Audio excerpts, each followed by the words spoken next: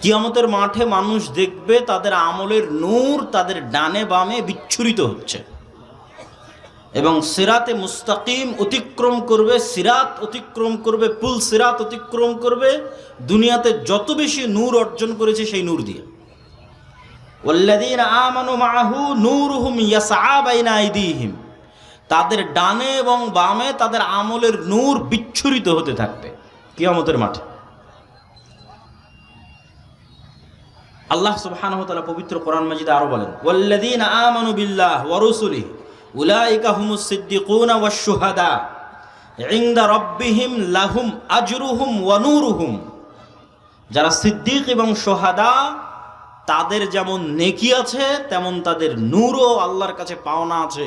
কিয়ামতের মাঠে তারা তাদের নূর পাবে, যে নূর দুনিয়াতে অর্জন করেছে। ইসলামের প্রতি আমল করেছে, নূর অর্জন করেছে। কোরআন তেলাওয়াত করেছে, নূর অর্জন করেছে। ওযু করেছে, নূর অর্জন করেছে। সালাত আদায় করেছে, নূর অর্জন করেছে। এগুলো সব বাস্তবে যেমন আপনি লাইট বন্ধ হয় এবং নিভে যাওয়া দেখছেন, ঠিক আপনার অন্তরের নূর আছে অথবা নাই এটা বাস্তব।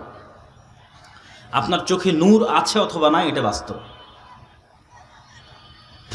ইয়াউমা তারাল মুমিনিনা ওয়াল মুমিনাত, কিয়ামতের দিন মুমিন এবং মুমিনারা দেখবে নূরুহুম বাইনা আইদিহিম ওয়া বিআইমানিহিম, দেখবে তাদের আমলের নূর ছুটে বেড়াচ্ছে তাদের ডানে এবং তাদের বামে। বুশরাকুমুল ইয়াউমা জান্নাত, তোমাদের জন্য আজকে সুসংবাদ, এই নূর ধারণকারীদের জন্য সুসংবাদ হচ্ছে জান্নাত। সম্মানিত উপস্থিতি,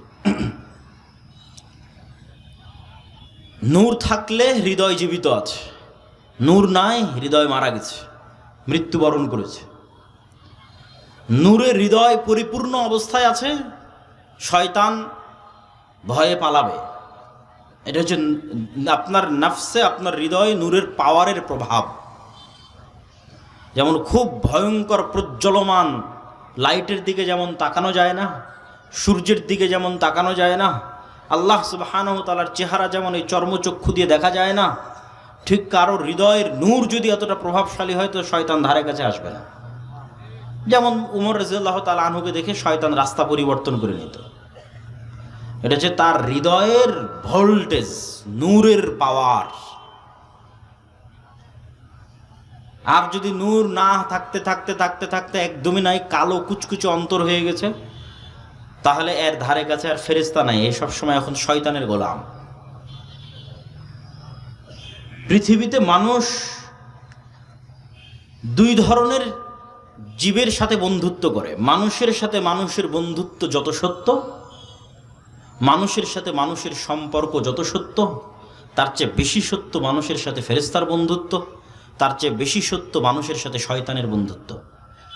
কেন? আপনি জন্মের পর আপনার বাবা মাকে দেখেছেন, আপনার বাবা মা যে আছে এটার উপর আপনার বিশ্বাস যত মজবুত, আপনার বাবা মায়ের অস্তিত্বের বিশ্বাস যত সত্য, আপনি বিয়ের পর আপনার চোখের সামনে আপনার সন্তান হয়েছে, আপনার সন্তানের অস্তিত্বের বিশ্বাস যত সত্য, আপনার সাথে ফেরেশতা আছে এবং শয়তান আছে, আপনার রূহ এবং নফসের সাথে তারা চলাচল করছে, আপনি হয় শয়তানের বন্ধু না হয় ফেরেশতার বন্ধু, এটা তার চেয়ে বেশি সত্য। কেন? আদম আলাইহিস সালাতু ওয়াস সালামকে যখন আল্লাহ সুবহানাহু ওয়া তাআলা সৃষ্টি করেছেন, তখন আদম আলাইহিস সালাতু ওয়াস সালাম সৃষ্টি হওয়ার পর সর্বপ্রথম তার স্ত্রীকে দেখেনি, সর্বপ্রথম তার ছেলেকে দেখেনি, তার বাপ মাকে দেখেনি। তার তো বাপ মাই নাই, দেখবে কিভাবে? তাহলে আদম আলাইহিস সালাতু ওয়াস সালাম সর্বপ্রথম ভিন্ন জগতের দুটো প্রাণীর সাথে পরিচিত হয়েছে। ওয়াইদ ক্বালা রাব্বুকা লিল মালাইকাতি ইন্নী জাইলুন ফিল আরদি খলিফা ক্বালু আতাজআলু ফিহা মান ইউফসিদু ফিহা ওয়া ইয়াসফিকুদ দিমা। যখন আল্লাহ ফেরেশতাদের ডেকে বললেন আমি পৃথিবীতে আমার প্রতিনিধি সৃষ্টি করতে চাই, তোমরা কি বলো? তো আল্লাহ বললেন আপনি কি পৃথিবীতে এমন কাউকে সৃষ্টি করবেন যারা ফিতনা ফাসাদ তৈরি করবে? আর আমরা তো আপনার তাসবিহ পাঠ করছি। তো আদম আলাইহিস সালাম সৃষ্টি হওয়ার আগে থেকেই ফেরেশতাদের সাথে আলাপ আলোচনা চলতেছে। এবার আদম আলাইহিস সালাম সৃষ্টির পরেই দুইটা ভিন্ন জগতের প্রাণীর সাথে উনি পরিচিত হচ্ছেন। একটা ফেরেশতা যারা আল্লাহর আদেশে তার সামনে সিজদা করলো, আর একটা শয়তান ইবলিস যে আল্লাহর আদেশে সৃষ্টি করলো না। তাহলে মানুষ পৃথিবীতে সৃষ্টি হওয়ার পর সর্বপ্রথম আরেক মানুষের সাথে বন্ধুত্ব হয়নি, সর্বপ্রথম আর এক মানুষের সাথে শত্রুতা হয়নি, সর্বপ্রথম বন্ধুত্ব হয়েছে ভিন্ন জগতের প্রাণীর সাথে, সর্বপ্রথম শত্রুতা হয়েছে ভিন্ন জগতের প্রাণীর সাথে। আমরা আদমেরই সন্তান, তাই আমার সন্তানের অস্তিত্বের চাইতে আমার সাথে ফেরেশতা আছে এটা বেশি সত্য। কেন আমার জন্মের পরে, সৃষ্টির পরে প্রথম পরিচিত হয়েছে ফেরেশতার সাথে। আমার পিতামাতা আছে এটার চাইতে বেশি সত্য আমার সাথে শয়তান আছে। হয় আমরা যারা এখানে উপস্থিত আছি, হয় আমরা শয়তানের বন্ধু, না হয় ফেরেশতার বন্ধু। হয় শয়তানের গোলাম, আর না হয় এত বেশি পরিমাণ নূর তৈরি করেছি সবসময় আশেপাশে ফেরেশতা থাকে। দুটোর একটা। সম্মানিত উপস্থিতি, ফেরেশতার অস্তিত্ব হচ্ছে ঈমান বিল গায়েবের একটা বড় অংশ। কিন্তু আমরা ফেরেশতার অস্তিত্বে বিশ্বাসই করি না, তো ঈমান কিভাবে রাখবো? এই জন্য আমরা আলোচনা শুরু করেছি নূর দিয়ে, যে নূরের অস্তিত্ব সত্য, নূর থেকে ফেরেশতা তৈরি। এখন আপনি প্রশ্ন করবেন, আমরা তো চোখে দেখতে পাই না নূর, ফেরেশতাকেও তো চোখে দেখি না, তাহলে কেমনে বুঝবো ফেরেশতা আছে? এটার জন্য আমি দু একটা উদাহরণ আপনাদের সামনে দিই, যে উদাহরণগুলি দিলে আপনাদের কাছে পরিষ্কার হবে যে ফেরেশতা আছে, কিভাবে আছে, আপনি কেমনে দেখতে পারেন ফেরেশতাকে, কেমনে দেখা সম্ভব ফেরেশতাকে, ফেরেশতার অস্তিত্ব কেন সত্য, কতটা সত্য। আল্লাহ সুবহানাহু ওয়া তাআলা তার প্রত্যেকটা জিনিসের আলামত তার সৃষ্টিজীবের মধ্যেই লুকিয়ে রেখেছেন কোনো না কোনোভাবে। মানুষ চিন্তা এবং গবেষণা করলে পেয়ে যাবেই যাবে, শুধু চিন্তা গবেষণার অভাব। আজকে আমরা আমাদের যুগে এমন অসংখ্য আলো ব্যবহার করতেছি যে আলোগুলো আমরা স্বচক্ষে দেখি না, কিন্তু বিজ্ঞান ধরতে পারে। ঠিক ক্যামেরা আমার ছবি ধারণ করতেছে, আমার দৃশ্যটা আলোর মাধ্যমে ক্যামেরায় যাচ্ছে, আলোর মধ্যে দিয়ে ক্যামেরায় গিয়ে পৌঁছতেছে। মোবাইলে লাইভ হচ্ছে, আমার আওয়াজ যেখান থেকে আমেরিকা এবং লন্ডনে যাচ্ছে, এটা এক প্রকার আলোর মধ্যে দিয়ে, ওয়েভের মধ্যে দিয়ে আমেরিকা এবং লন্ডনের সাথে সাথে পৌঁছে যাচ্ছে। যারা লাইভ দেখতেছে তারা শুনতে পাচ্ছে। আপনি যখন মোবাইলে কথা বলেন তখন আপনার কথা ইনস্ট্যান্ট ঢাকায় পৌঁছে যায়, সাথে সাথে এটা ওয়েভের মাধ্যমে, ওকে আপনি দেখেনও না, বুঝেনও না, কিন্তু আপনি নিজেই ব্যবহার করতেছেন। যখন আপনি এসির রিমোট দিয়ে এসি অফ করেন, তখন রিমোট থেকে একটা আলো বের হয়ে এসিতে গিয়ে লাগে, লাগার পরে তখন এসিটা বন্ধ হয়, অথবা একটা আলো গিয়ে এসিতে লাগে, তখন এসিটা চালু হয়। আজকের আধুনিক সভ্যতা ওয়েভ, আলোর উপর দাঁড়িয়ে আছে, অথচ যেগুলো একটা আমরা স্বচক্ষে দেখি না, তবে বিজ্ঞান ধরতে পারে। এবং এগুলোর মাধ্যমে, এগুলোর মধ্যেও আল্লাহ সুবহানাহু ওয়া তাআলার নিদর্শন আছে। আল্লাহ সুবহানাহু ওয়া তাআলা এগুলোর মুখাপেক্ষী কথা বলছি না, কিন্তু আজকের আধুনিক প্রযুক্তি আল্লাহর তৈরি করা ওয়েভকে ব্যবহার করে, আলোর মধ্যে যে ওয়েভ তরঙ্গ আছে এটাকে ব্যবহার করে আজকের মানুষ যদি আমার কথা ইনস্ট্যান্ট এখন সাথে সাথে আমেরিকায় বসে শুনতে পায়, হাজার হাজার কিলোমিটার দূরে লন্ডনে বসে শুনতে পায়, তাহলে আমি এখন যেটা বলছি এটা আল্লাহ সাথে সাথে শুনছেন না শুনছেন না? তাহলে ওই বিশ্বাসটুকু আমি করতে পারি না কেন? আল্লাহর দেওয়া ওয়েভ এবং তরঙ্গ ব্যবহার করে আল্লাহর সৃষ্টিজীব আমার কথা সাথে সাথে বসে শুনতেছে আমেরিকা লন্ডনে, আর আমি মনে করছি না আল্লাহ তো আমার কথা শুনছেন না, আল্লাহ তো আমাকে দেখছেন না। তাহলে আমি বোকার স্বর্গে বাস করছি।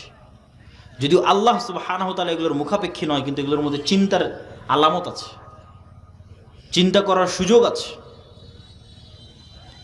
তো ঠিক যেমন অসংখ্য অদৃশ্য লাইট মানুষ ব্যবহার করছে, কিন্তু মানুষ চোখে দেখে না, অথচ বিজ্ঞান ধরতে পারে। এমন অসংখ্য জিনিস পৃথিবীতে আছে যা মানুষও ধরতে পারে না, বিজ্ঞানও নয়। বা 2 নম্বর পয়েন্ট, এমন অসংখ্য জিনিস পৃথিবীতে আছে যা মানুষও নয়, বিজ্ঞানও নয়। যেমন কুকুরের ঘ্রাণ শক্তি মানুষের চাইতে 10,000 গুণ বেশি। 1 গুণ, 2 গুণ, 3 গুণ, 5 গুণ, 100 গুণ, 500 গুণ, 1000 গুণ না, 5000 গুণ না, 10,000 গুণ বেশি। আর কুকুর, আমরা আপনাকে যেভাবে দেখছি এভাবে কুকুর আমাদের দেখে না। আমি আজকে এখানে এসেছি, আপনি আমার হাইট জানেন, আমার উচ্চতা জানেন, আমার চেহারা জানেন, আমার দাড়ি কেমন, চাপ না পাতলা না কতটুকু লম্বা, সব দেখে আপনি চিনতে পারছেন এটা তো আব্দুল্লাহ ভাই। আবার আপনি আমার আওয়াজ জানেন, আওয়াজ শুনে চিনতে পারতেছেন এটা আব্দুল্লাহ বিন আব্দুর রাজ্জাক। কিন্তু কুকুর যখন মানুষকে দেখে তখন মানুষের এই পুরো চেহারা সে দেখে না। কেন এই ধরনের 3D ত্রিমাত্রিক ভিডিও দেখার মতো চক্ষু আল্লাহ সুবহানাহু ওয়া তাআলা কুকুরকে দেয়নি। কুকুর মাত্র নির্ধারিত দুই একটা রং দেখতে পায়, দুই একটা কালার দেখতে পায়। ফলত একটা সাদা কালো ছবি আর একটা রঙিন ছবির মধ্যে যেমন পার্থক্য, এর চেয়ে তো বেশি পার্থক্য তৈরি হয় কুকুরের দেখা আর আমার এবং আপনার দেখার মধ্যে। আমরা রঙিন 3D ত্রিমাত্রিক স্পষ্ট ক্লিয়ার দেখতে পাচ্ছি, আর কুকুরের দেখাটা অনেক পার্থক্য। ও বুঝতেই পারবে না যে এক মানুষের সাথে আর এক মানুষের কী পার্থক্য, এটা পার্থক্যই করতে পারবে না। তার দেখাটা এত লিমিটেড, আবার এত সূক্ষ্ম। তাহলে কুকুর কেমনে চিনে যে এটা মানুষ? ঘ্রাণ, এত সূক্ষ্ম ঘ্রাণ আল্লাহ সুবহানাহু ওয়া তাআলা কুকুরকে দিয়েছে যে যেটার ঘ্রাণ আমি আপনি পাই না বলছি, যেটার ঘ্রাণ নাই সেটারও ঘ্রাণ কুকুর পাবে। আমি যদি বলি না আমার কাপড়ের তো কোনো ঘ্রাণ নাই ভাই, কোনো ঘ্রাণ পাচ্ছেন আপনি না, তাহলে এখন আপনি যদি বলেন না এই কাপড়ের কোনো ঘ্রাণ নাই, এটা মিথ্যা কথা হবে। এই কাপড়েরও ঘ্রাণ আছে, মানুষের পাওয়ার ক্ষমতা নাই, মানুষের তৈরি করা কোনো যন্ত্রের পাওয়ার ক্ষমতা নাই, আল্লাহর তৈরি করা সৃষ্টি কুকুরের পাওয়ার ক্ষমতা আছে। এই কাপড়টা ওর গায়ে দেন, দিয়ে বলেন আব্দুল্লাহ কোথায় আছে খুঁজে বের করে নিয়ে আসতে, 100 কিলোমিটারের মধ্যে থেকে খুঁজে বের করে নিয়ে আসবে। তাহলে কোনো কিছুর ঘ্রাণ নাই, আমি পাচ্ছি না এই জন্য ঘ্রাণ নাই, কোনো যন্ত্র পাচ্ছে না এই জন্য ঘ্রাণ নাই, এটা মিথ্যা কথা। ওর ঘ্রাণ এত সূক্ষ্ম লেভেলের যে আমার পাওয়ার ক্ষমতা আল্লাহ দেয়নি, আমার এই নাকে দেয়নি। ওইটার ঘ্রাণ এত সূক্ষ্ম লেভেলের যে ওটা পাওয়ার ক্ষমতা আল্লাহ সুবহানাহু ওয়া তাআলা বিজ্ঞানীদের যন্ত্রকে দেয়নি, কিন্তু এটা পাওয়ার ক্ষমতা আল্লাহর সৃষ্টিজীব কুকুরের আছে। ঠিক শোনার ক্ষেত্রেও, শ্রবণের ক্ষেত্রেও আল্লাহর এমনও প্রাণী আছে এত সূক্ষ্ম লেভেলে তারা আওয়াজ শুনতে পায়। তার মধ্যে একটা হাতি। আপনি আরও খুঁজে দেখেন যে কোন প্রাণী সবচেয়ে সূক্ষ্ম আওয়াজ শোনে, সূক্ষ্ম থেকে সূক্ষ্ম আওয়াজ যা মানুষ শুনতে পারবে না সে আওয়াজ। এদিক দিয়ে একটা পিঁপড়া হেঁটে যাচ্ছে, এই পিঁপড়া হাঁটার যে কোনো আওয়াজ আছে, আপনি বলবেন না পিঁপড়া তো নিঃশব্দে চলছে, কোনো আওয়াজ নাই। পিঁপড়া হাঁটারও আওয়াজ আছে, কিন্তু ওই আওয়াজ শোনার ক্ষমতা আমার নাই। ওই আওয়াজ শোনার ক্ষমতা হাতির আছে, সূক্ষ্ম লেভেলের আওয়াজ। তাহলে কবরের আযাব আমি শুনছি না, তার মানে কবরের আযাব হচ্ছে না, এটা মিথ্যা কথা। কবরের আযাব যেই লেভেলের সূক্ষ্ম, ওই লেভেলের সূক্ষ্ম আওয়াজ শোনার ক্ষমতা মানুষের কানের আল্লাহ দেয়নি, কিন্তু আল্লাহর অন্য সৃষ্টিজীবের সেই সক্ষমতা আছে শোনার। আমি ওই নূরের ওই লাইট দেখতে পাচ্ছি না, তার মানে এখানে আশেপাশে ফেরেশতা না, এটা মিথ্যা কথা। রাসূলুল্লাহ সাল্লাল্লাহু আলাইহি ওয়াসাল্লাম বলছেন, ইজা সামি'তুম সিয়াহাদ দীকা ফাসআলুল্লাহ মিন ফাজলিহি ফাইন্নাহা রাআত মালাকান। রাসূলুল্লাহ বলছেন, যখন তোমরা মোরগের ডাক শুনতে পাও তখন তোমরা আল্লাহর কাছে কল্যাণের দোয়া করো। কেন? ফাইন্নাহা রাআত মালাকান, মোরগ ফেরেশতা দেখতে পায়। বলেন আল্লাহু আকবার। তাহলে আল্লাহর সৃষ্টিজীব মোরগের ওই লেভেলের আলো দেখার সক্ষমতা আছে, যেই লেভেলের আলো হচ্ছে নূর। আমার দেখার, আমার চোখের সেই সক্ষমতা, সে পাওয়ার আল্লাহ সুবহানাহু ওয়া তাআলা দেয়নি। তার মানে নাই, এটা মিথ্যা কথা। আছে। রাসূলুল্লাহ সাল্লাল্লাহু আলাইহি ওয়াসাল্লাম বলেন, ওয়াইজা সামি'তুম নুহাকাল হিমার ফাতাআউযু বিল্লাহি মিনাশ শাইতান ফাইন্নাহু রাআ শাইতানান। আর যখন তোমরা গাধার চিৎকার শোনো তখন আল্লাহর কাছে শয়তান থেকে বাঁচতে চাও, কেননা গাধা শয়তানের আলো দেখতে পায়। শয়তান আগুনের তৈরি, আগুনের যেই প্রকারের সূক্ষ্ম আলো দিয়ে শয়তান তৈরি করা হয়েছে ওই প্রকারের সূক্ষ্ম আলো গাধা দেখতে পায়। নূরের যেই প্রকারের সূক্ষ্ম আলো দিয়ে ফেরেশতা তৈরি করা হয়েছে ওই প্রকারের সূক্ষ্ম আলো মোরগ দেখতে পায়। তাহলে ফেরেশতা এবং শয়তানের অস্তিত্ব কাল্পনিক না বাস্তব? কথা বলে না যে কাল্পনিক না বাস্তব? বাস্তব। আপনার সন্তানের অস্তিত্বের চাইতে সত্য, আপনার পিতার অস্তিত্বের চাইতে সত্য যে আমার এবং আপনার সাথে ফেরেশতা এবং শয়তান আছে। কেন? আমাদের আদি পিতা আদম আলাইহিস সালাম জন্মের পর এদের সাথে পরিচিত হয়েছে, মানুষের সাথে না। তখন থেকে ফেরেশতা এবং শয়তান মানুষের সাথে কানেক্টেড। এবং মানুষের অন্তর, মানুষের কাল্ব এত আপার লেভেলের মেশিন। কেন মেশিন বলতেছি? মানুষের ব্রেন পৃথিবীর হাজার হাজার লক্ষ লক্ষ কম্পিউটারের চেয়ে বেশি সূক্ষ্ম লেভেলের মেশিন, তো স্পষ্ট মেশিন। কাফা বিনাফসিকাল ইয়াউমা আলাইকা হাসিবা, আল্লাহ বলছেন আজকে তোমার হিসাব নেওয়ার জন্য তুমিই যথেষ্ট। তো আমার হিসাব নেওয়ার জন্য আমিই যথেষ্ট, আর অনেকগুলো মাধ্যম হতে পারে, কিন্তু একটা সহজ মাধ্যম বলি, সেটা হচ্ছে আমার ব্রেন। বিজ্ঞানীরা বলতেছে যে মানুষের ব্রেনের ধারণ ক্ষমতা, মানুষের বয়স যদি 1000 বছর হতো, তাহলে 1000 বছরে যা দেখতো, যা শুনতো, যা বলতো, তার সব কিছুই ব্রেনে সেভ করে রাখা সম্ভব। কিন্তু মানুষ তো রাখে মাত্র 60 বছর, ইউজ করে মাত্র 60 বছর। মানুষের ব্রেনের পর্দা দিয়ে যদি সমগ্র পৃথিবীকে ঘিরে ফেলা হয়, তো কয়েকবার পুরো পৃথিবী ঘেরা যাবে, এতটা পাওয়ারফুল মানুষের ব্রেন। তাহলে আমি চোখ দিয়ে দেখতেছি এটাই ক্যামেরার লেন্স, ওই ক্যামেরা যেমন ওর মেমোরি কার্ডে সেভ করতেছে, আমার চোখ দিয়ে দেখা সেভ কোথায় হচ্ছে? ব্রেনে সেভ হচ্ছে। আপনার তো মনে থাকে, যা করেন সব মনে থাকে, যা দেখেন সব মনে থাকে। কোথায় গিয়ে সেভ হয়? এখানে গিয়ে সেভ হয়, ব্রেনে গিয়ে সেভ হয়।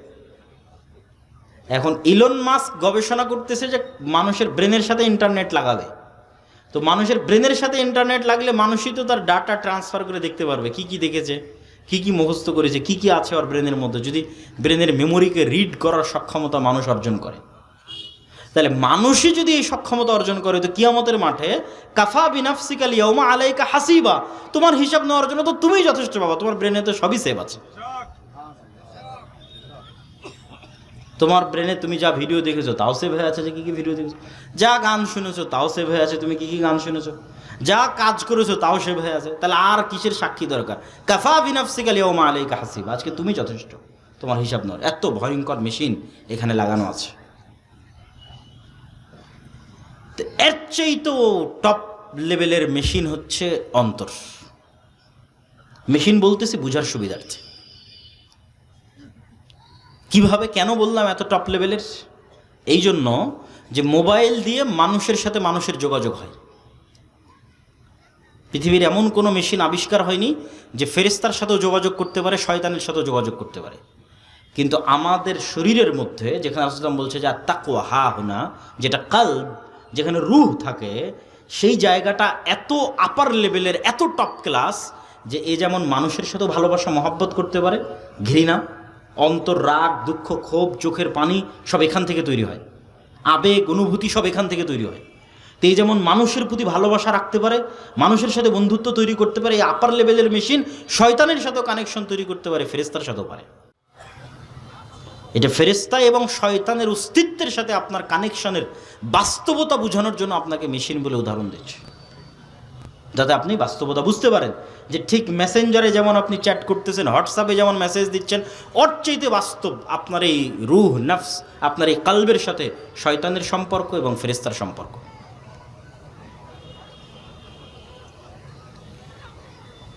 সম্মানিত উপস্থিতি, তাহলে ফেরেশতার অস্তিত্বের বাস্তবতা বোঝানোর জন্য আমরা কিছু হাদিস রাসূলুল্লাহ সাল্লাল্লাহু আলাইহি ওয়াসাল্লামের যুগে সাহাবীরা কিভাবে ফেরেশতাদের কথা বিশ্বাস করতেন, সাহাবীরা কেমনে রাসূল সাল্লাল্লাহু আলাইহি ওয়াসাল্লামের যুগে ফেরেশতাদের উপর ঈমান রাখতেন, সেটা সম্পর্কে কিছু হাদিস আজকে আপনাদের সামনে তুলে ধরি, যাতে আপনাদের বুঝতে সুবিধা হয়, বিশ্বাস করতে অন্তত পার্থক্যটা বুঝতে পারেন যে আমার আপনার বিশ্বাসের লেভেল কোথায় আর সাহাবীদের বিশ্বাসের লেভেল কোথায়।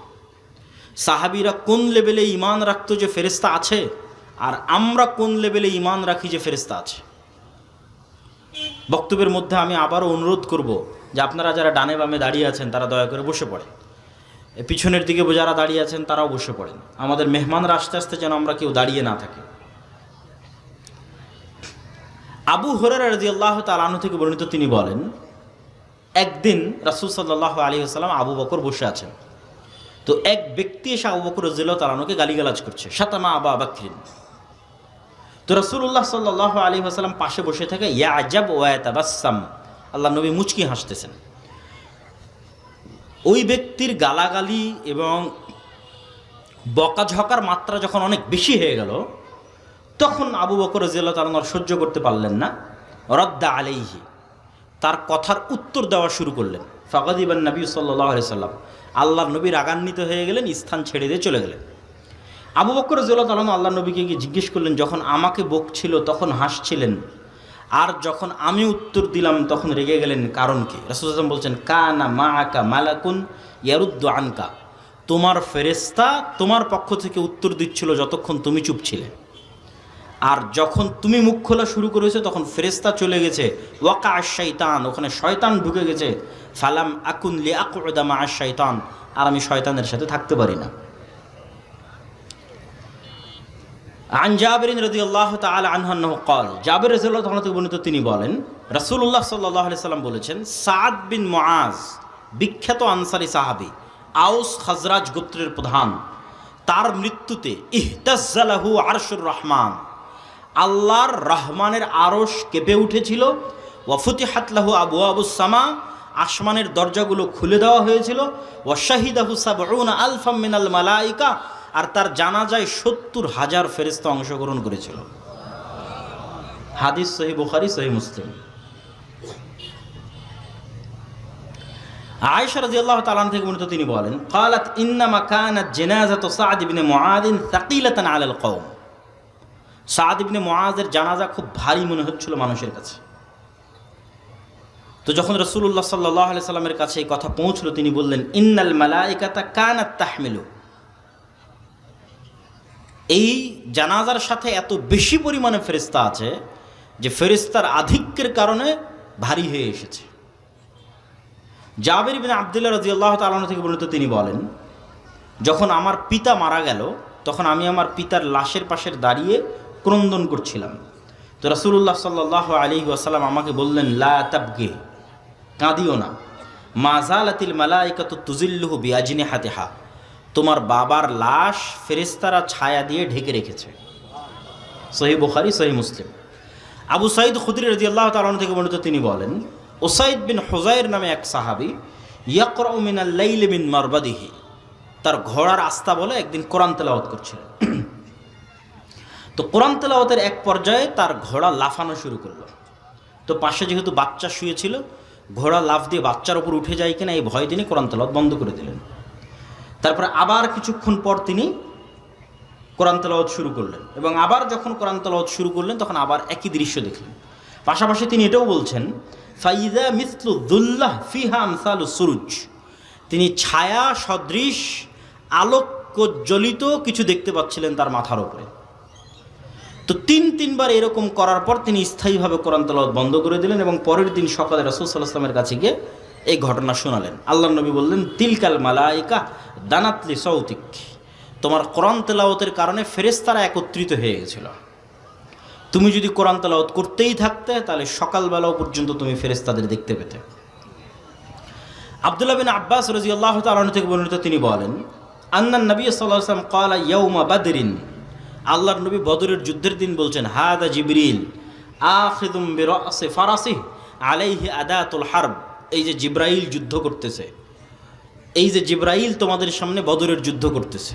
আর এক হাদিসে রাসূল সাল্লাল্লাহু আলাইহি ওয়াসাল্লাম বলেন, এটা আব্দুল্লাহ বিন আব্বাস থেকে, বাইনামা রাজুলুম মিনাল মুসলিমিনা ইয়াউমাইযিন ইয়াশতাদ্দু ফি আসারি রাজুলিম মিনাল মুশরিকিনা আমামা, বদরের দিন একজন মুসলমান এক মুশরিককে হত্যা করার জন্য, হামলা করার জন্য পিছন থেকে ধাওয়া করতেছে। তো ধাওয়া করতে গিয়ে সে একটা অদৃশ্য আওয়াজ পেল, আকদিম ইয়া হাইজুম, এগিয়ে চলো হে হাইজুম। এই আওয়াজ পাওয়ার পর সে দেখে যে তার সামনে যে মুশরিকটাকে সে মারার জন্য যাচ্ছিল সে উল্টে পড়ে আছে, এবং তার আঘাতের স্থান থেকে, ক্ষত স্থান থেকে রক্ত বের হচ্ছে। এই ঘটনা গিয়ে রাসূল সাল্লাল্লাহু আলাইহি ওয়াসাল্লামকে সাহাবী বলল যে, আল্লাহর নবী, আমি তো এই ব্যক্তিকে হামলা করিনি, তার আগে সে উল্টে পড়ে আহত অবস্থায় আছে এবং ক্ষত স্থান থেকে রক্ত বের হচ্ছে। তো রাসূলুল্লাহ সাল্লাল্লাহু আলাইহি ওয়াসাল্লাম বললেন, সাদাক্তা, তুমি সত্য বলেছো। যালিকা মিন মাদাদিস সামাইস সালিসা, এটা ছিল তৃতীয় আসমান থেকে আসা ফেরেশতার আক্রমণ। আল্লাহু আকবার। সাদ বিন আবি ওয়াক্কাস রাদিয়াল্লাহু তাআলা আনহু বলছেন, উহুদের দিন আন ইয়ামিনি ওয়া আন ইয়াসারি, আমার ডানে এবং আমার বামে, রজুলাইনে আলাইহিমা সায়াব বায়াজিন, দুইজন সাদা ধবধবে কাপড় পরিহিত ব্যক্তি যুদ্ধ করছিল উহুদের দিন। সাদ বিন আবি ওয়াক্কাস বলছেন,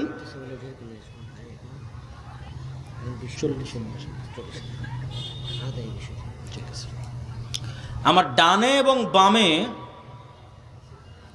দুইজন সাদা ধবধবে পোশাকধারী ব্যক্তি যুদ্ধ করতেছে। মা রাআইতুহুমা ক্বাবলু ওয়ালা বাদ, আমি তাদেরকে আগেও কোনোদিন দেখিনি, পরেও কোনোদিন দেখিনি।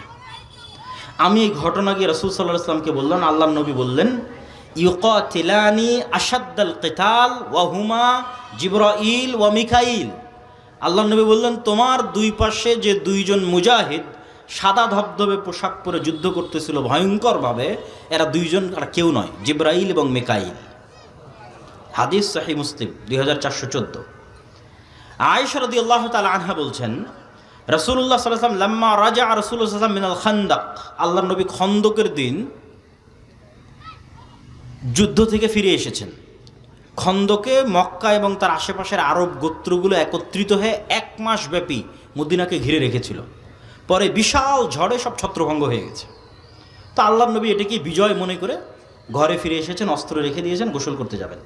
তো জিব্রাইল এসে বলছেন, ওয়াজাআতা সিলাহ ওয়াল্লাহি মা ওয়াজাআনা, আপনি অস্ত্র রেখে দিয়েছেন, আমরা তো অস্ত্র রাখিনি। জিব্রাইল কেন অস্ত্র রাখেনি? জিব্রাইল এই জন্য অস্ত্র রাখেনি যে খন্দকের যুদ্ধে 3টা ইহুদি গোত্র গাদ্দারি করেছিল, বানু কোরাইজা, বানু কাইনুকা, বানু নাজির। এই 3টা ইহুদি গোত্র মদিনা সনদে আল্লাহর নবীর সাথে চুক্তিবদ্ধ আছে যে মদিনার ওপর যেই আক্রমণ করুক না কেন আমরা তোমাদের সাথে একতাবদ্ধ থাকব। ঠিক এখন যেমন বাংলাদেশের সব রাজনৈতিক দলগুলো মনে মনে একতাবদ্ধ হচ্ছে, হ্যাঁ আগের সরকারের বিরুদ্ধে আমরা একতাবদ্ধ। তাহলে এই চুক্তি কেউ ভঙ্গ করে গাদ্দারি করে যদি কেউ আগের সরকারকে পুনর্বাসন করার চেষ্টা করে, তো সেম অবস্থা, যে মদিনার সব পক্ষ একমত যে মদিনায় আক্রমণ করলে আমরা মুহাম্মদ সাল্লাল্লাহু আলাইহি ওয়াসাল্লামের সাথে আছি। কিন্তু এই কথা বলার পরেও 3টা ইহুদি গোত্র এই গত 1 মাস তলে তলে মক্কার মুশরিকদের সহযোগিতা করেছে। এটা মুহাম্মদ সাল্লাল্লাহু আলাইহি ওয়াসাল্লামও জানে, ফেরেশতারাও জানে, আল্লাহও জানে। তো জিব্রাইল এসে বলছে, আমরা তো অস্ত্র রাখিনি, যুদ্ধ তো মক্কার মুশরিকদের সাথে শেষ হয়েছে, গাদ্দারদের সাথে তো শেষ হয়নি, মুনাফিকদের সাথে তো শেষ হয়নি। অতএব এক্ষুনি বের হন। তো কোথায় যেতে হবে? ইলা বানি কোরাইজা, বানি কোরাইজার উদ্দেশ্যে বের হন। তো আনাস রাদিয়াল্লাহু তাআলা আনহু কি বলছে দেখেন। আনাস রাদিয়াল্লাহু তাআলা আনহু বলছেন, কাআন্নী আনজুরু ইলাল গুবারি সাতিআন ফি যুকাক বানি গনম মাওকিবা জিবরিল। আল্লাহর নবী যখন ঘর থেকে বের হয়ে সাহাবীদের বললেন, চলো বানু কোরাইজার গোত্রের দিকে, জিবরাইল আদেশ দিয়েছে। তো আনাস রাদিয়াল্লাহু তাআলা আনহু বলছেন, আমরাও যখন বানি কোরাইজা গোত্রের দিকে এগিয়ে যাচ্ছি তখন আমাদের আগে আগে জিব্রাইলের ঘোড়সওয়ার বাহিনীর ঘোড়ার আঘাতে তৈরি হওয়া উড়ন্ত ধুলা আমরা দেখতে পাচ্ছি। আল্লাহু আকবার। মোটর সাইকেল গেলে যেমন ধুলা তৈরি হয়, তখন আমরা এখান থেকে 700-600 জন একত্রে রওনা দিচ্ছি বানু কুরাইজার দিকে। তো আমাদের আগে আগে ধুলা উঠতেছে, তো আমরা তো যাইনি, তো কিসের ধুলা? তো আনাস রাদিয়াল্লাহু তাআলা আনহু বলছেন যে ইহুদিদের অলিগলিতে জিব্রাইলের বাহিনীর উড়ন্ত ধুলা আমরা চোখে দেখতে পাচ্ছি। সহিহ বুখারী 4117। আল্লাহ সুবহানাহু ওয়া তাআলা সূরা আনফালের মধ্যে, সূরা আলে ইমরানের মধ্যে, সূরা আহজাবের মধ্যে আসমান থেকে বদর, উহুদ, খন্দক, হুনাইনে তিনি ফেরেশতা অবতীর্ণ করেছেন। এই মর্মে আয়াতে স্পষ্টভাবে আল্লাহ বলেছেন, ইস্তাস্তাগীসুনা রাব্বাকুম ফাস্তাজাবা লাকুম আন্নী মুমিদ্দুকুম বিআলফিম মিনাল মালায়েকা। তোমাদের প্রতিপালক 1000 ফেরেশতা পাঠিয়ে তোমাদের সহযোগিতা করেছে। ইস্তাকুলু লিল মুমিনিনা আলাই ইয়াকফিয়াকুম আইয়ুমিদ্দাকুম রাব্বুকুম বিসালাসাতি আলাফিম মিনাল মালায়েকা মুনজিলিন। তোমাদের প্রতিপালক 3000 ফেরেশতা অবতীর্ণ করে সহযোগিতা করেছেন। হাযা ইমদিদকুম রাব্বুকুম বিখামসাতি আলাফিম মিনাল মালায়েকাতি মুসাওয়িমিন। সারিবদ্ধভাবে 5000 ফেরেশতা অবতীর্ণ করে তোমাদের প্রতিপালক সহযোগিতা করেছে। ইয়া আইয়ুহাল্লাযীনা আমানু যকুরু নি'মাতাল্লাহি আলাইকুম ইয জাআতকুম জুনুদুন ফাআরসালনা আলাইহিম রিহান ওয়া জুনুদান লাম তারাওহা। খন্দকের যুদ্ধে আমরা 2টা বাহিনী পাঠিয়েছিলাম, একটা বিশাল ঝড়ো বাতাস আর একটা এমন সেনাবাহিনী যাকে তোমরা দেখতে পাও না, সেটা যে ফেরেশতার সেনাবাহিনী। আব্দুল্লাহ বিন জুবাইর রাদিয়াল্লাহু তাআলা আনহু থেকে বর্ণিত, তিনি বলেন, সামি'তু রাসূলুল্লাহ সাল্লাল্লাহু আলাইহি ওয়াসাল্লাম ইয়াকুল ফি কতল হানজালা ইবনে আবি আমির। হানজালা রাদিয়াল্লাহু তাআলা আনহু বাসর ঘর থেকে বেরিয়ে যুদ্ধ করে শহীদ হয়েছেন। সাহাবীরা বলছে তাকে গোসল দিতে হবে। তো রাসূলুল্লাহ সাল্লাল্লাহু আলাইহি ওয়াসাল্লাম বলছেন, ইন্না সাহিবাকুম তুগাসসিলুহুল মালায়েকা। হানজালাকে গোসল দেওয়ার দরকার নেই, এই জন্য যে হানজালাকে ইতিমধ্যে ফেরেশতারা গোসল দিয়ে ফেলেছে। সম্মানিত উপস্থিতি, আরও অসংখ্য হাদিস রাসূলুল্লাহ সাল্লাল্লাহু আলাইহি ওয়াসাল্লামের জীবদ্দশায় ফেরেশতাদের সংক্রান্ত পেশ করা যাবে। রাসূলুল্লাহ সাল্লাল্লাহু আলাইহি ওয়াসাল্লাম একদিন বসে আছে এরকম মাজমায়, একজন অপরিচিত ব্যক্তি আসলেন, এসে আল্লাহ নবীকে জিজ্ঞেস করছে, ইসলাম কি বলেন, ঈমান কি বলেন, ইহসান কি বলেন। সাহাবীরা বলছে, ওর চেহারায় সফরের আলামত নাই এবং আমরা কোনোদিন দেখিনি। এখনকার মদিনা যত ছোট, সেই কালের মদিনা আরও ছোট। হাতে গোনা যায় একটা গ্রামের মানুষকে। এক গ্রামের সবাই সবাইকে চিনে, 500-600 মানুষ, 500-600 ঘর, সবাই চিনে। তা আমরা চিনিও না। আর এ তো বিমান আর রকেটের সফর নয়, মরুভূমির সফর, সফরের আলামতও নাই। একদম ইস্ত্রি করা সাদা ধবধবে জামা গায়ে দিয়ে আসলে যেমন হয়, আমরা তো গাড়িতে আসছি, তবুও কত সফরের আলামত গায়ে লেগে আছে। তো যখন জিজ্ঞেস করে শেষে বিদায় নিয়ে চলে গেল, তখন রাসূল জিজ্ঞেস, জানো কে ছিল? তো বলে, না, আপনি এবং আল্লাহ ভালো জানে। তো বলে, জিবরাইল এসেছিল তোমাদেরকে দিন শেখানোর জন্য।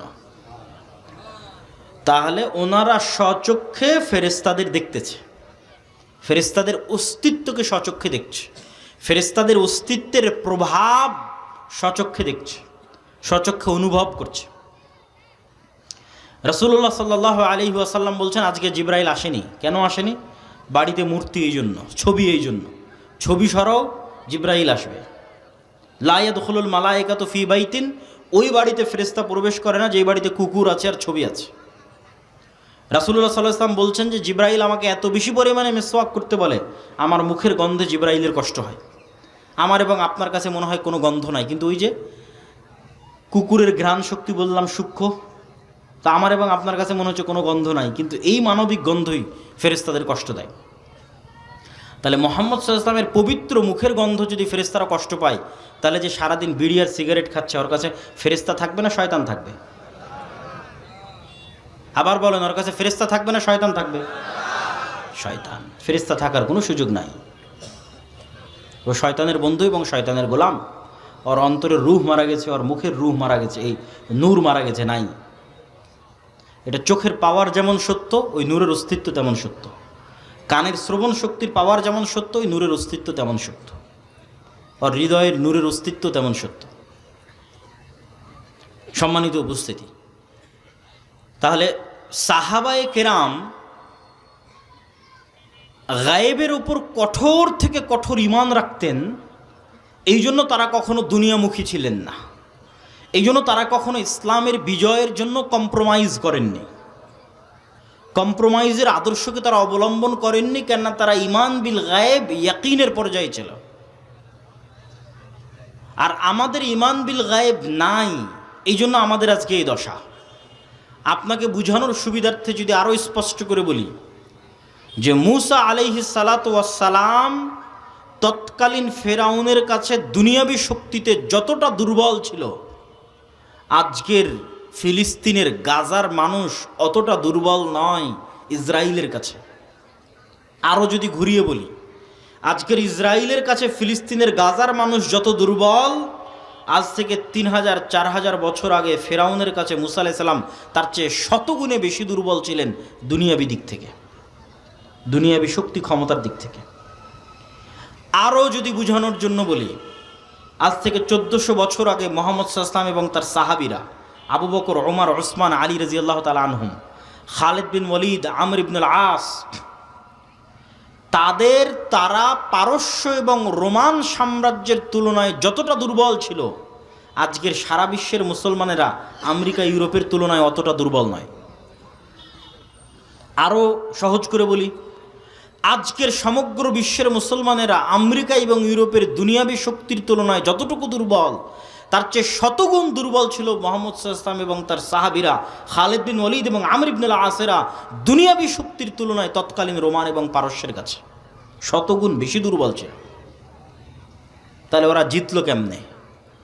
ওদের জয় লাভের মূল রহস্য দুনিয়াবী নয়, কেননা দুনিয়াবী শক্তিতে এটা মোকাবেলা সম্ভব নয়।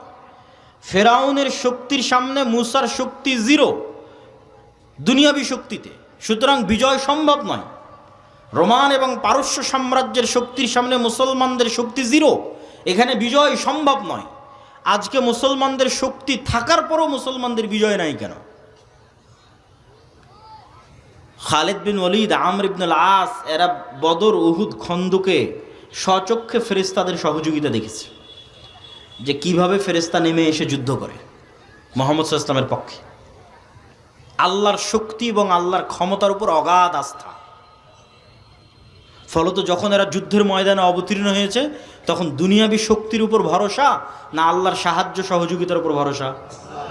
আল্লাহর সাহায্য এবং সহযোগিতার উপর ভরসা। এই জন্য যুদ্ধের মাঠেও সালাত আদায়ের আদেশ। কেননা সালাত হচ্ছে পৃথিবীর সবচেয়ে বড় টেকনোলজি। আল্লাহ সুবহানাহু ওয়া তাআলার সাহায্যকে পৃথিবীতে টেনে নিয়ে আসতে পারে। বুঝার জন্য টেকনোলজি বলতেছে, যাতে বুঝার সুবিধার্থে হয়, আপনার ভাষা যাতে আপনার কাছে বুঝার সুবিধার্থে হয়, যে আল্লাহর সাহায্য পৃথিবীতে টেনে নিয়ে আসবে। এর সবচেয়ে শক্তিশালী টেকনোলজি হচ্ছে সালাত। তো এই জন্য যুদ্ধের মাঠেও সালাত আদায় করো, কারণ দুনিয়াবি শক্তির কোনো কথা নাই। দুনিয়ার লজিকে তো সবাই মিলে ফায়ার করার কথা, বোমা বর্ষণ করার কথা, গুলি করার কথা, তীর চালানোর কথা, তরবারি চালানোর কথা। কিন্তু আল্লাহর লজিকে না, একদল যুদ্ধ করবে আর একদল সালাত আদায় করবে।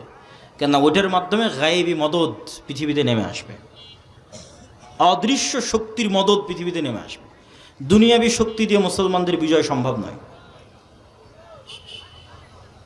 তো আজকের মুসলমানদের সমস্যা হচ্ছে, এরা না আল্লাহর উপর ভালোভাবে বিশ্বাস স্থাপন করে, না আল্লাহর শক্তি এবং ক্ষমতা সম্পর্কে জানে, না ফেরেশতার উপর কোনো বিশ্বাস আছে। আপনি নিজে চিন্তা করেন যে আজকে সাহাবীদের যে ঘটনাগুলো তুলে ধরলাম, এইটাতে কি মনে হয় যে সাহাবীরা ফেরেশতাকে কেমন বিশ্বাস করতেন, আর আমি এবং আপনি ফেরেশতাকে কেমন বিশ্বাস করি যে না ফেরেশতা আছে। শুধু তো মুখে বলেছে আমানতু বিল্লাহি ওয়া মালাইকাতিহি, ঈমান আনছে আল্লাহর উপর, ঈমান আনছে ফেরেশতার উপর। কি ওই ঈমান কিসের ঈমান? যদি আল্লাহ এবং আল্লাহর শক্তি, আল্লাহর ক্ষমতা, আল্লাহর সাহায্য, গায়েবী মদদ, ফেরেশতার অস্তিত্ব, নূরের অস্তিত্ব, এগুলোর উপর যদি মুসলমানদের বিশ্বাসী থাকতো, তাহলে মন্দির পাহারা দিয়ে ভোট নেওয়া লাগতো না।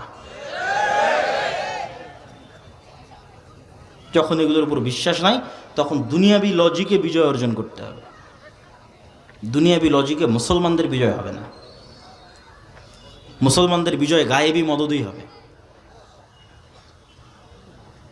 মুসা আলাইহিস সালাতু ওয়াস সালামকে আল্লাহ সুবহানাহু ওয়া তাআলা শিখিয়েছেন যে তুমি যা দেখো, দুনিয়ার মানুষ যা দেখে তা বাস্তব নয়। কেন? এগুলো আল্লাহর নূরের পর্দা দিয়ে ঢাকা আছে। এর আড়ালে সকল কার্যকরণের সূত্রের মালিক আল্লাহ সুবহানাহু ওয়া তাআলা, মুসাব্বিবুল আসবাব, একচ্ছত্র সকল কার্যকরণের সূত্রের মালিক তিনি। সব কিছুকে সেকেন্ডে পরিবর্তন করে দিতে পারেন।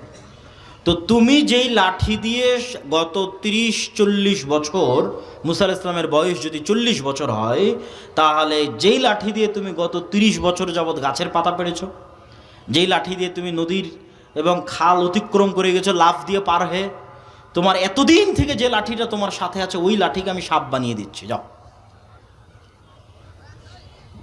বাহির থেকে নিয়ে আসা কোনো লাঠি নয়, যেটা উনি গত 15-20 বছর থেকে নিজের সাথে বহন করছে, সেই লাঠি। আল্লাহ বাহির থেকে একটা লাঠি দিল, দিয়ে বললো যে এই দেখো এটা লাঠি, এটাকে আমি সাপ বানিয়ে দিয়েছি না। তুমি যে লাঠি 15-20 বছর থেকে বহন করছো, ওই লাঠিকে সাপ বানিয়ে দিলাম। তুমি একদিন থেকে জানো যে এটা লাঠি, যাতে তুমি ভালোভাবে শিখো যে ফেরাউনের যা দুনিয়াবি শক্তি আছে এগুলো সমান জিরো। যেটা ইসলামের একটা কালেমা আছে, লা হাওলা ওয়ালা কুওয়াতা ইল্লা বিল্লাহ। নেই কোনো শক্তি, নেই কোনো ক্ষমতা, আল্লাহর শক্তি, আল্লাহর ক্ষমতা ছাড়া। তাহলে কি সারমর্ম দাঁড়ালো? আমেরিকার শক্তি এবং ক্ষমতা সমান কি? জিরো। এই বিশ্বাস যেই দিন অর্জন করতে পারবেন ইয়াকিনের লেভেলে, সেই দিন আপনার ঈমান সাহাবীদের ঈমানের কাছাকাছি হবে। ইসরায়েলের দুনিয়াবি ক্ষমতা এবং দুনিয়াবি শক্তি সমান যখন আপনি মানসিকভাবে, মেন্টালি ফিল করতে পারবেন খুব ভালোভাবে যে না, এই শক্তি, এই ক্ষমতা সমান হচ্ছে জিরো। লা হাওলা ওয়ালা কুওয়াতা ইল্লা বিল্লাহ। পৃথিবীতে শক্তি এবং ক্ষমতা যদি একমাত্র থাকে, সেটা কার? আল্লাহ সুবহানাহু ওয়া তাআলার। ঈমানের মাত্রা যেদিন এই লেভেলে পৌঁছে যাবে, ঈমানের মাত্রা অনুযায়ী হেল্প আসবে। ঈমানের মাত্রা আরও লেভেলে পৌঁছলে আবার ফেরেশতা নেমে আসবে। তো বাধা তো নাই ফেরেশতা নামতে। ফেরেশতা নামতে বাধা নাই, তার প্রমাণ কোথায়? রাসূলুল্লাহ সাল্লাল্লাহু আলাইহি ওয়াসাল্লাম বলছেন, দাজ্জাল পৃথিবীর সব শহরে যাবে। মক্কা মদিনায় যখন ঢোকার চেষ্টা করবে, তখন মক্কা মদিনার প্রত্যেকটা প্রবেশ পথে ফেরেশতা উন্মুক্ত তরবারি হাতে দাঁড়িয়ে থাকবে। ঈসা আলাইহিস সালাতু ওয়াস সালাম ফেরেশতার ঘাড়ে হাত দিয়ে দুনিয়াতে নেমে আসবে। তো মানুষ তো দেখবে ফেরেশতাকে, ফেরেশতার ঘাড়ে হাত দিয়ে নেমে আসে। তো ফেরেশতা নেমে আসতে কোনো বাধা নেই, কিন্তু ওই লেভেলের ঈমানই নাই, তো আসবে কোত্থেকে? ওই লেভেলের ইয়াকিন নাই, তাহলে আসবে কোথায় থেকে? সম্মানিত উপস্থিতি, মুসলমানদেরকে আল্লাহ সুবহানাহু ওয়া তাআলা পৃথিবীর সবচেয়ে শক্তিশালী টেকনোলজি এটা মুসলমানদের দিয়েছে, সেটা যে সাউন্ড টেকনোলজি। এটাও বুঝার সুবিধার্থে বলতেছে, যাতে ধারণ করতে পারেন আমার কথাটাকে যে আমি কি বলতেছি।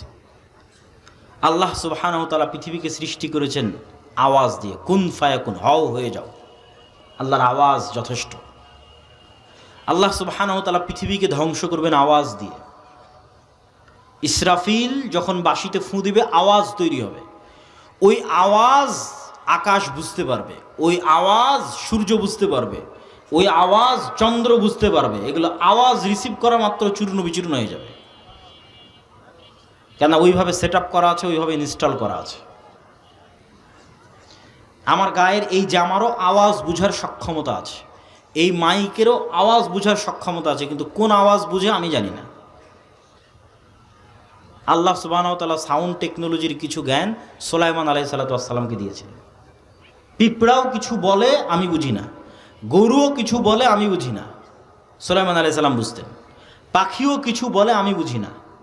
তাহলে পৃথিবীর প্রত্যেকটা বস্তু আওয়াজ রিসিভ করে এবং আওয়াজ ছাড়ে। ইউসাব্বিহু লিল্লাহি মা ফিস সামাওয়াতি ওয়া মা ফিল আরজ। আল্লাহর তাসবিহ পাঠ করে মান নয়। আরবি যারা জানে তারা খুব ভালোভাবে জানে ইউসাব্বিহু লিল্লাহি মা ফিস সামাওয়াতি ওয়া মা ফিল আরজ। মানে শুধু যাদের জ্ঞান আছে, যারা কথা বলতে পারে, দুনিয়ার মানুষের লজিক এরা নয়, প্রত্যেকটা জড়বস্তু আল্লাহর তাসবিহ পাঠ করে।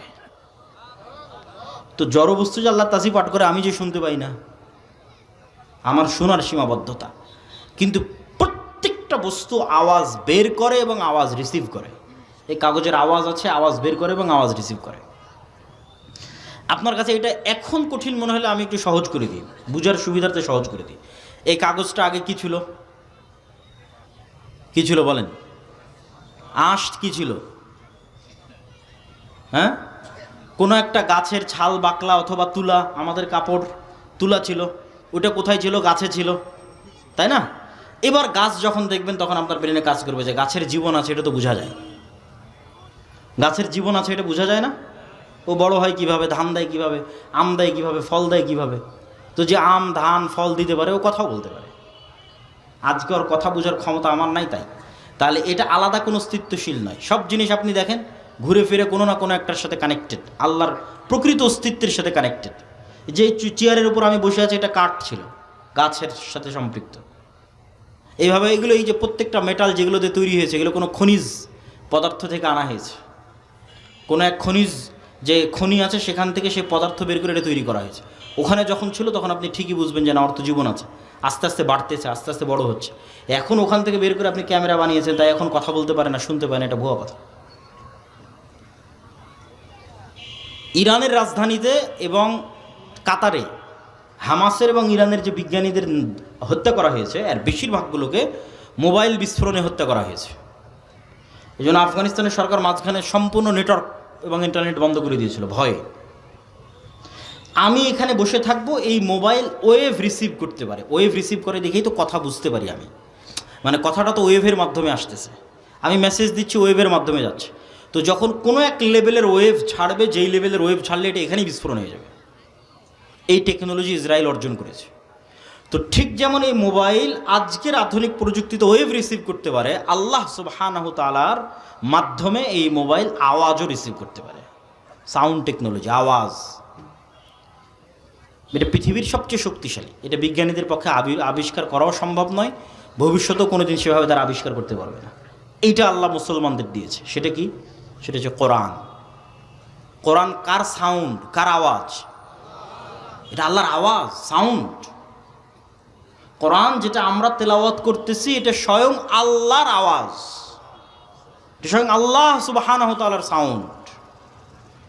এই জন্য রাসূল সাল্লাল্লাহু আলাইহি ওয়াসাল্লাম বলতেছে যে কিয়ামতের পূর্ব মুহূর্তে আল্লাহু আকবার ধ্বনিতে প্রাচীর পড়ে যাবে, শহর বিজয় হবে আল্লাহু আকবার ধ্বনিতে। জিকির এই জন্য খুব পাওয়ারফুল। জাকারিয়া আলাইহিস সালাতু ওয়াস সালাম যখন আল্লাহ সুবহানাহু ওয়া তাআলার কাছে চাইলেন সন্তান, বার্ধক্য বয়স, তা আল্লাহ সন্তানের ওয়াদা দিলেন, তিনি বুঝতে পারছেন না কেমনে সন্তান হয়। তখন আল্লাহ বলছেন তুমি সকাল সন্ধ্যে জিকির করো, এই সকাল সন্ধ্যে জিকিরই এই অসম্ভবকে সম্ভব করে দিবে যে বার্ধক্য বয়সে তোমার বন্ধে স্ত্রীর সন্তান হয়ে যাবে। কেননা সকাল সন্ধ্যার জিকির তো সাউন্ড তৈরি করবে, লা ইলাহা ইল্লাল্লাহ, লা হাওলা ওয়ালা কুওয়াতা ইল্লা বিল্লাহ, সুবহানাল্লাহি ওয়া বিহামদিহি সুবহানাল্লাহিল আযীম। তো এই সাউন্ডগুলো যেমন এখন ইনস্ট্যান্ট ওয়েভের মাধ্যমে আমেরিকা পৌঁছে যাচ্ছে, কোনো না কোনোভাবে এগুলো সরাসরি আল্লাহ সুবহানাহু ওয়া তাআলার কাছে পৌঁছে যাচ্ছে, সাথে সাথে আল্লাহ সুবহানাহু ওয়া তাআলা সাথে সাথে শুনতে পাচ্ছেন। তখন এগুলো পুনরায় এগুলোর প্রভাব পৃথিবীতে ফিরে আসতেছে। কোরআন তেলাওয়াত করতেছেন, এটা শক্তি, পাওয়ার হাউস। কোরআন বুঝা, কোরআনের জ্ঞান অর্জন করা, সালাত আদায় করা, এগুলো হচ্ছে মুসলমানদের শক্তির জায়গা। ঈমান বিল গায়েব, এগুলো হচ্ছে মুসলমানদের শক্তির জায়গা। সম্মানিত উপস্থিতি, বিশ্বাস স্থাপনের একটা উদাহরণ দিয়ে আজকের বক্তব্যের শেষের দিকে যাব। এতক্ষণ তো ফেরেশতাদের ঈমান বিল গায়েবের একটা পার্টের আলোচনা করেছি আজকে, সেটা হচ্ছে ফেরেশতাদের অস্তিত্ব। 6টা ঈমান বিল গায়েব। আমাদের একটা বই আসতেছে সামনে, আল্লাহর পথে যাত্রা। আগামী 6-7 নভেম্বর সালাফি কনফারেন্সে কিছু কপি পাওয়া যাবে। আগামী 6-7 মানে এই 3-4 দিন পরে, আগামী বৃহস্পতিবার শুক্রবার, এখান থেকে বেশি দূরে নয়, আল জামিয়া সালাফে ডাঙ্গিপাড়া পাওয়ার রাজশাহী। দেশ বিদেশের আলেম ওলামা উপস্থিত থাকবে। আপনাদের দাওয়াত থাকলো, উপস্থিত হবেন তো ইনশাআল্লাহ? ইনশাআল্লাহ। তো ওখানে আমাদের এই ঈমান বিল গায়েব এবং ইসলামের যে 5টা আরকান আছে, পুরো বিষয়ের উপর একটা বই আসতেছে, আল্লাহর পথে যাত্রা, যেটা কিছু কপি পাওয়া যাবে ইনশাআল্লাহ। তো সেখানে আরো বিস্তারিত আলোচনা আছে।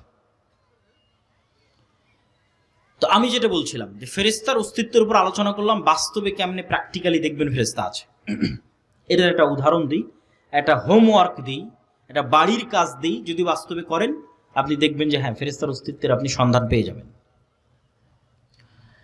সেটা হচ্ছে, কোথাও যদি বিমানের টিকিট থাকে, ট্রেনের টিকিট থাকে, বাসের টিকিট থাকে, পরীক্ষা থাকে, ভাইভা থাকে, তাহলে যেই লেভেলের নিয়ত থাকে যে আজকে আমার 11টায় ট্রেন আছে, ধরা লাগবে, আজকে আমার 6টায় বিমান আছে, ধরতে হবে, ওর চাইতে বেশি লেভেলের নিয়ত করবেন যে আগামীকাল ফজরের সালাত আছে, উঠতে হবে।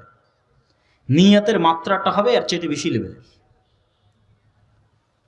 প্লেন থাকলে, বিমান থাকলে, বাস থাকলে যেই লেভেলের নিয়ত হয়, ধরা লাগবে, পরীক্ষা থাকলে, ভাইভা থাকলে, তার চাইতে বেশি লেভেলের নিয়ত হবে যে আপনি ফজরের সালাত আদায় করবেন আগামীকাল।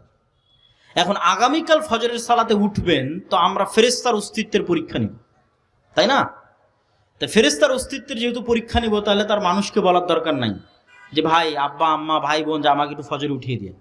উঠানোর জন্য তো আল্লাহর ফেরেশতা আছে, আপনাকে উঠানোর জন্য আল্লাহর ফেরেশতা আছে, তাহলে মানুষকে বলার কি দরকার?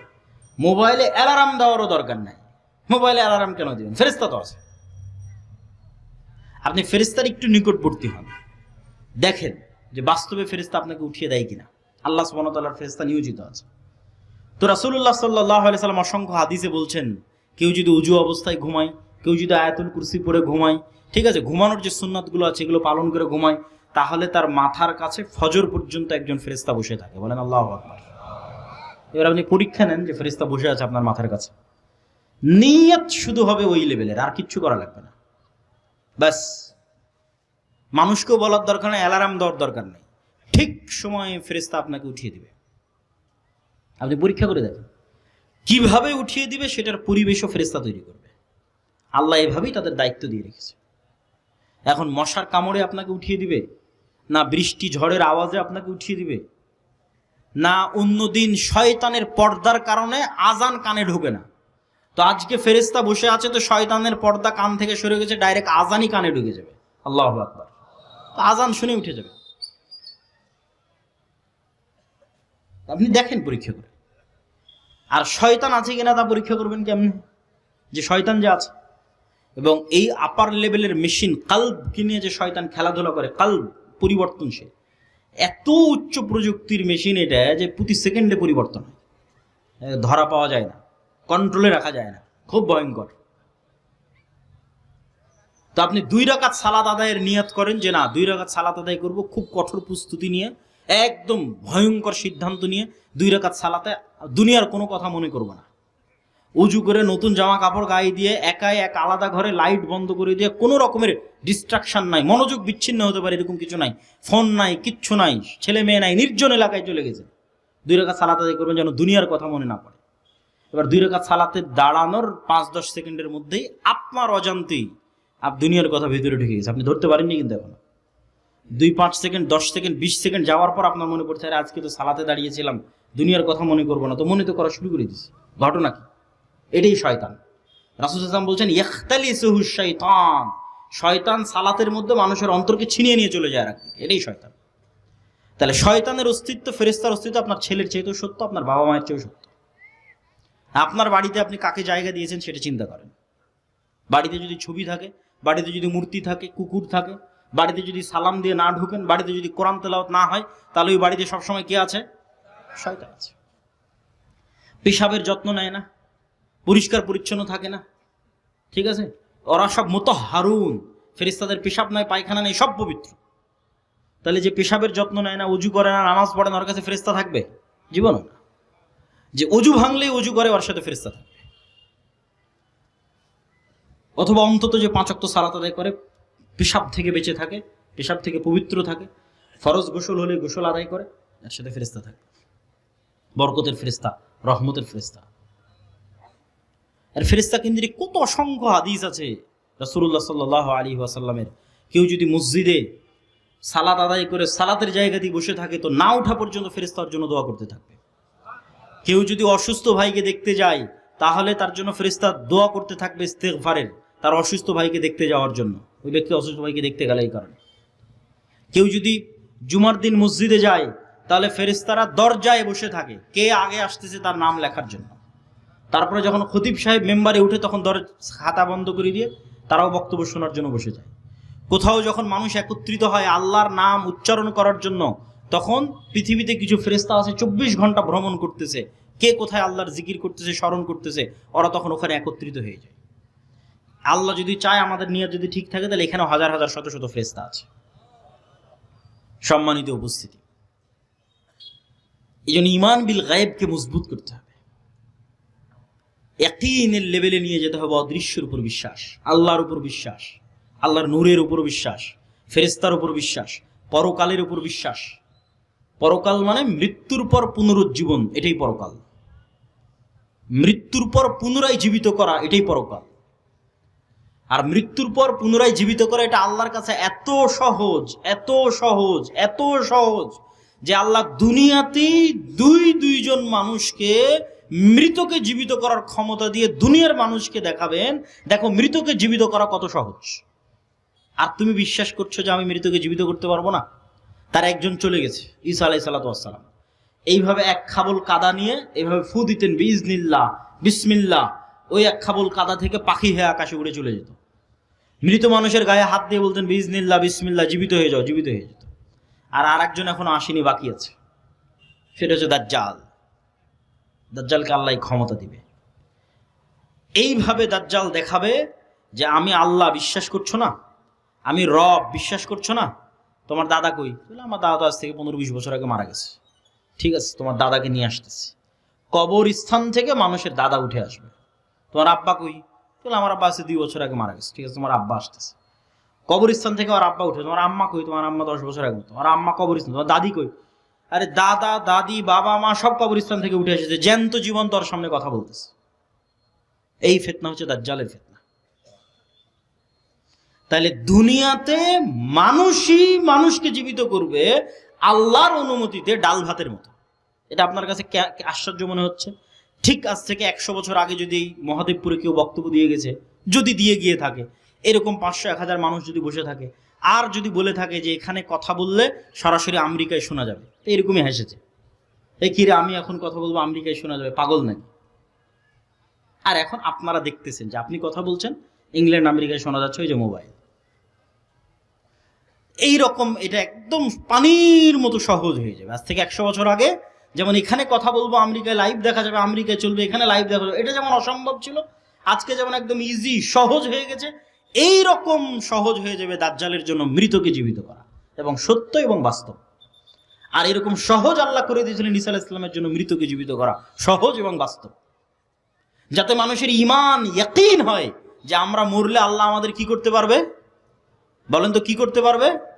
জীবিত করতে পারবে। সম্মানিত উপস্থিতি, আর দাওয়া ইলাল্লাহর পক্ষ থেকে আজকের আয়োজন, দাওয়া ইলাল্লাহ মানে কি জানেন কিনা আল্লাহই ভালো জানে।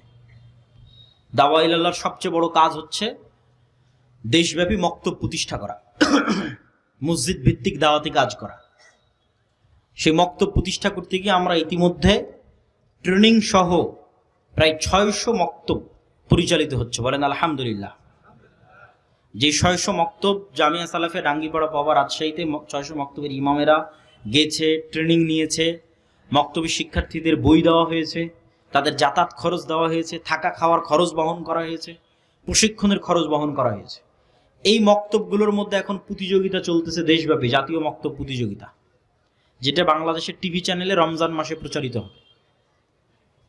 মোটামুটি 50 লক্ষ টাকার মতো খরচ হবে। এটা বাংলাদেশের ইতিহাসে মক্তব কেন্দ্রিক প্রথম কোনো জাতীয় প্রতিযোগিতা। এই দাওয়া ইলাল্লাহর পক্ষ থেকে আজকের এই প্রোগ্রাম আয়োজন হয়েছে। তো এই প্রোগ্রাম আয়োজনের ক্ষেত্রে আপনাদের স্বতঃস্ফূর্ত সহযোগিতা, হয়তো স্বেচ্ছাসেবক ভাইয়েরা আপনাদের মধ্যে যাবে, আমি যাওয়ার জন্য দত্ত আহ্বান জানাচ্ছি। আমি আপনাদের স্বতঃস্ফূর্ত সহযোগিতা কামনা করি। কেন? যেমন পৃথিবীতে প্রত্যেকটা কাজের পাল্টা প্রতিক্রিয়া থাকে, এই প্রত্যেকটা কাজের প্রতিক্রিয়া আপনি কিয়ামতের মাঠে পাবেন। পৃথিবীতে কোনো কিছু হারায় না। বিজ্ঞানীরাও বলতেছে পৃথিবী থেকে কোনো কিছু ধ্বংস হয় না, শুধু পরিবর্তন হয়।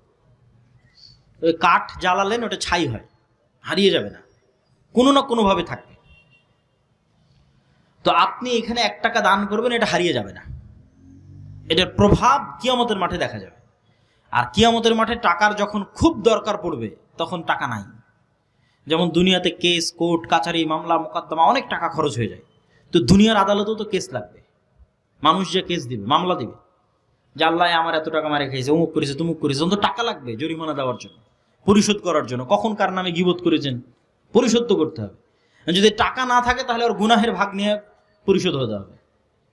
আর যদি আগে থেকেই ব্যাংক ব্যালেন্সে ভালো টাকা, যেমন দুনিয়াতে যদি মোটামুটি আপনার ভালো টাকা থাকে মামলা মোকদ্দমা পরিচালনা করা সহজ হয়।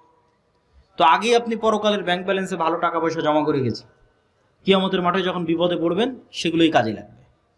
আর দুনিয়ার ব্যাংক ব্যালেন্সে টাকা রাখলে আর কতটুকুই বা বাড়বে?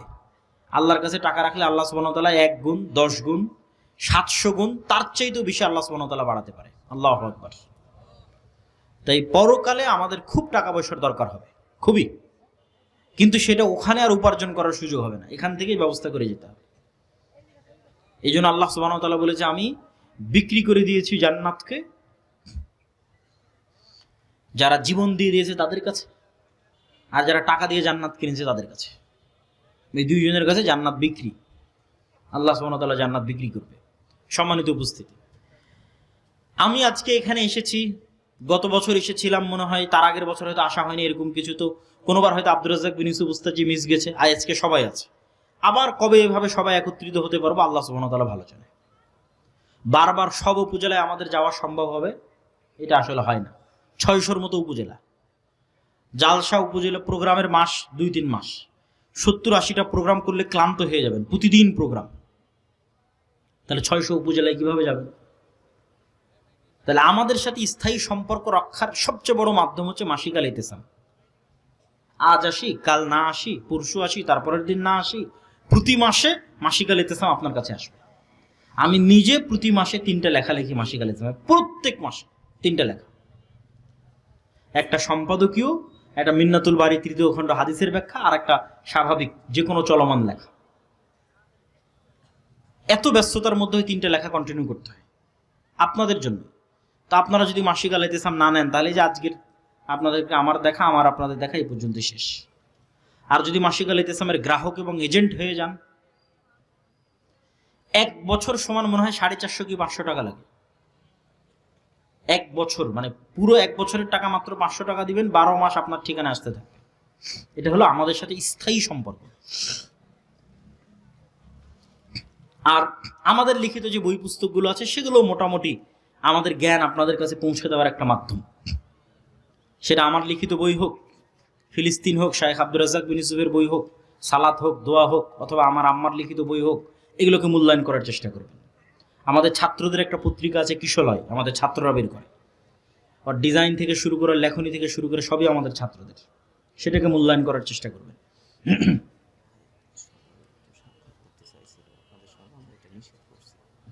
ঠিক আছে। তো আর দাওয়া ইলাল্লাহর সাথে সম্পৃক্ত হওয়া, মসজিদগুলোকে, মক্তবগুলোকে, কেন এখানে যাতায়াত খরচও আমরা দিচ্ছি, শিক্ষার্থীদের বইও আমরা দিচ্ছি, প্রশিক্ষণও আমরা দিচ্ছি, সবই আমাদের, প্রতিযোগিতা আয়োজন করতেও আমরা আসতেছি। তাহলে কেন আপনারা পিছিয়ে থাকবেন? আকিমুল ভাইয়ের সাথে যোগাযোগ করে যত বেশি সম্ভব মক্তবের শিক্ষকদের আমাদের ট্রেনিংয়ে পাঠান এবং মসজিদগুলোর মক্তব্যের মানোন্নয়নে আমাদেরকে সহযোগিতা করার সুযোগ দেন। পাশাপাশি যে দ্বীনি শিক্ষা প্রতিষ্ঠানগুলো আছে সেগুলোকে আল জামিয়া সালাফিয়ার সাথে সম্পৃক্ত করেন। আল জামিয়া সালাফিয়া বর্তমান বাংলাদেশের শিক্ষা গুণে, মানে, আয়তনে, ছাত্র সংখ্যায়, বিদেশি শিক্ষকে, সব দিক থেকে টপ 5 টপ 10 মধ্যে একটা প্রতিষ্ঠান হবে, যেটা আপনারাও খুব ভালোভাবে জানেন। অতএব জামিয়া সালাফিয়ার সাথে সম্পৃক্ত হওয়া, দাওয়া ইলাল্লাহর সাথে সম্পৃক্ত হওয়া, এগুলো আমাদের এবং আপনাদের খুব জরুরি কর্তব্য। আল্লাহ সুবহানাহু ওয়া তাআলা আমাদের এবং আপনাদের কবুল করুক। আবারও আগামী বৃহস্পতিবার, শুক্রবার সালাফি কনফারেন্সের দাওয়াত দিয়ে আজকের সংক্ষিপ্ত বক্তব্য এখানেই শেষ করছি। ওয়া আখিরু দাওয়ানা আনিল হামদুলিল্লাহি রাব্বিল আলামিন। আসসালামু আলাইকুম ওয়া রাহমাতুল্লাহি ওয়া বারাকাতুহু।